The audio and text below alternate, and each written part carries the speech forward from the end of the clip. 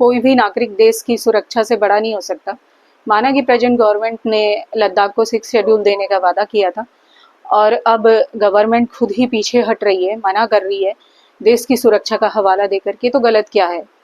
ये बात भी तो कहीं ना कहीं सच है ना कि अगर लद्दाख में वहाँ की जो लोकल अथॉरिटी है उसको हद से ज़्यादा अधिकार दे दिए जाएंगे तो सेना का नियंत्रण कम हो जाएगा वहाँ पर, और आने वाले समय में सेना को इसका नुकसान हो सकता है।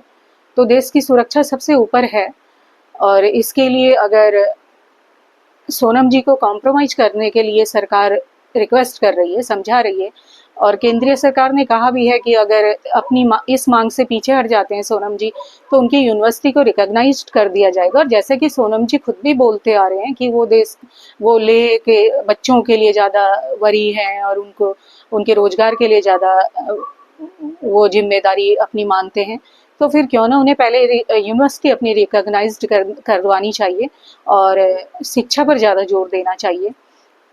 और जैसा कि पर्यावरण का मुद्दा लेकर के भी चिंतित हैं सोनम जी, और पर्यावरण के कारण भी वो चाहते हैं कि लेह का ज़्यादा नियंत्रण, लेह में लोकल अथॉरिटीज़ का ज़्यादा नियंत्रण रहना चाहिए, ज़्यादा राइट्स उनके पास होने चाहिए। अगर वो ऐसा भी मानते हैं तो उन्हें ये भी नहीं भूलना चाहिए कि चाइना बॉर्डर पर है लद्दाख, और चाइना ने अपनी सीमाओं को सुरक्षित करने के लिए वहाँ पर अपनी सीमाओं पर बहुत निर्माण करवा चुकी है चाइना।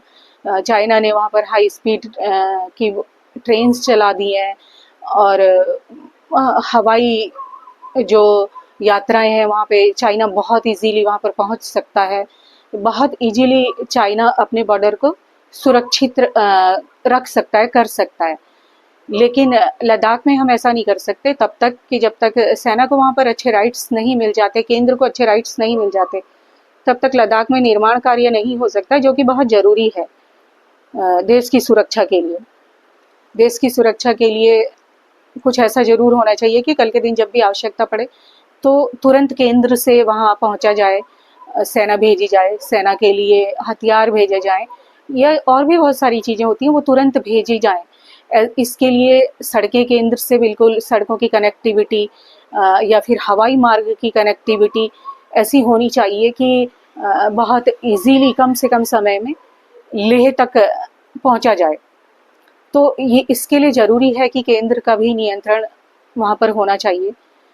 और फिर इतनी छोटी सी जगह को, 3 लाख जनसंख्या है लद्दाख की, तो इतनी छोटी सी जगह को 6 शेड्यूल का दर्जा अगर दे दिया जाएगा तो कल के दिन कोई भी शहर उठ करके खड़ा हो जाएगा कि हमें भी ये दर्जा दे दीजिए।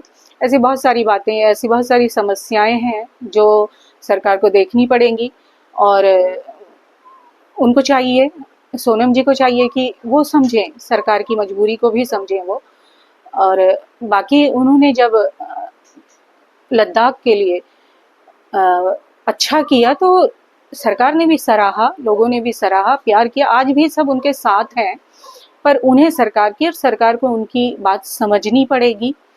और सोनम जी ने जो अभी कहा कि अगर पहले तो चीन घुस रहा था हमारे सीमाओं पर, हमारी सीमाओं के अंदर, तो हमने उसे रोका, लेकिन अब वो ऐसा करेगा तो हम उसे रोकेंगे नहीं, भारत की सीमाओं में, भारत के अंदर चाइना को घुसा देंगे। तो ये बहुत ही मतलब ये तो बहुत ही असंवेदनशील उनकी स्टेटमेंट थी, बहुत गैर जिम्मेदाराना स्टेटमेंट थी। उन जैसे जिम्मेदार आदमी से मैंने तो ये एक्सपेक्ट नहीं किया था, तो उन्हें ये भी सोचना चाहिए। तो हो सकता है कि सरकार ने ऐसे ही कुछ रीजंस देखे होंगे उनकी गिरफ्तारी के। खैर मैं तो यही कहूँगी कि कुछ भी हो, बस पहाड़ी जो क्षेत्र होते हैं ना, तो मैदानों की आत्मा होते हैं वो, और मैदान जो है वो पहाड़ों के शरीर होते हैं, दोनों को एक दूसरे से अलग भी नहीं किया जा सकता। और ऑलरेडी भारत के बहुत सारे टुकड़े हो चुके हैं, अब हमारे पास इतनी भी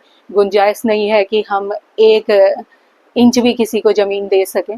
तो दोनों को मिलकर के कुछ ना कुछ ऐसा करना चाहिए। अगर सरकार से भी कुछ, केंद्र सरकार से कोई गलती हो गई है, जल्दबाजी में सरकार ने उनकी गिरफ्तारी का फैसला किया है, तो सरकार भी अपनी ईगो को ताक पे रख के अपना उनसे माफ़ी मांगे और उनसे कहे कि मिलकर के काम करें लद्दाख के लिए और देश की सुरक्षा के लिए।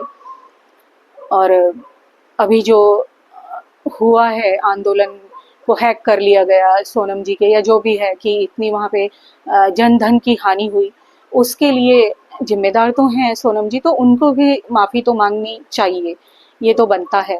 तो दोनों मिलजुल करके काम करें, मैं तो यही प्रार्थना करूँगी। जय भारत।